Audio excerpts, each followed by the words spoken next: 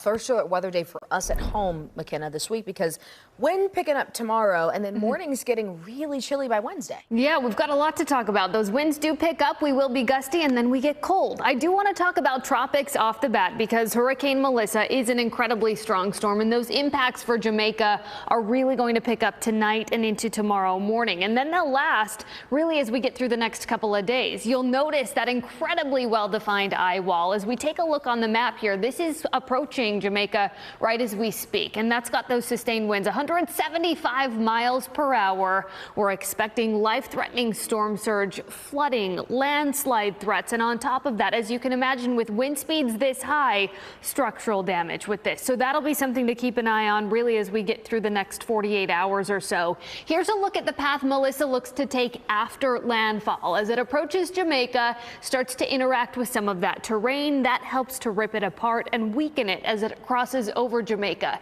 So expecting a Category 2 storm as we get into Wednesday. Then notice it stays well out into the Atlantic. So really just looking at high waves and rip current risks for the mainland U.S. That's thanks to a series of fronts that moves across the U.S. So as a result, that helps to push Melissa out into the Atlantic. But unfortunate for places like Jamaica, Haiti, Cuba, and the Bahamas as we're looking at hurricane warnings as well as tropical storm warnings for those high winds and of course that storm surge threat, the deadliest part of a hurricane.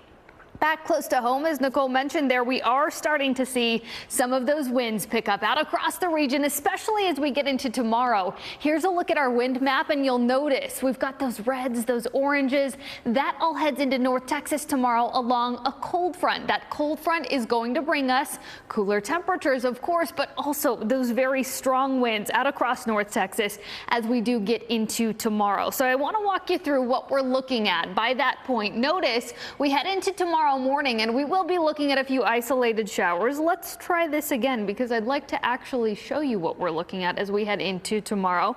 We will be looking at just an isolated shower chance along that front. We're going to come over here as we head into tomorrow morning. Very low end shower chances by tomorrow as that front starts to roll in. But notice better shower chances for our northeastern and eastern counties where it'll be that scattered rain for tomorrow. That cold front clears the area and we dry out, but those winds shift more northerly. What's also going on? That low pressure exits off to our east while high pressure builds off to our west. That really works to tighten our pressure gradient, and as a result, that enhances our wind flow out of the north.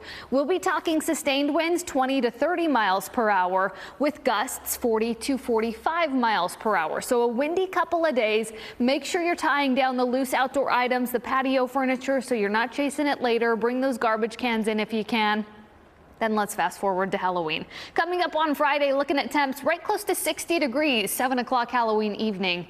And then those temps fall through the 50s as we get through Halloween night. So maybe some jackets as you take the kids out trick-or-treating. It will be a great day for Halloween. We're looking at nice dry conditions, and that continues as we head into the upcoming weekend. Want to give you a look at that 7-day forecast. It's a decent one. Outside of the wind the next couple of days, we do have that first alert weather day coming on Wednesday for those high winds and also for the coldest air that we have seen in 6 months. Starting off in the morning in the 40s. That's also the case Thursday morning. And then we fall back this weekend. You gain that hour of sleep, but it will get darker earlier, Doug. Wah, wah. Thanks for the heads up.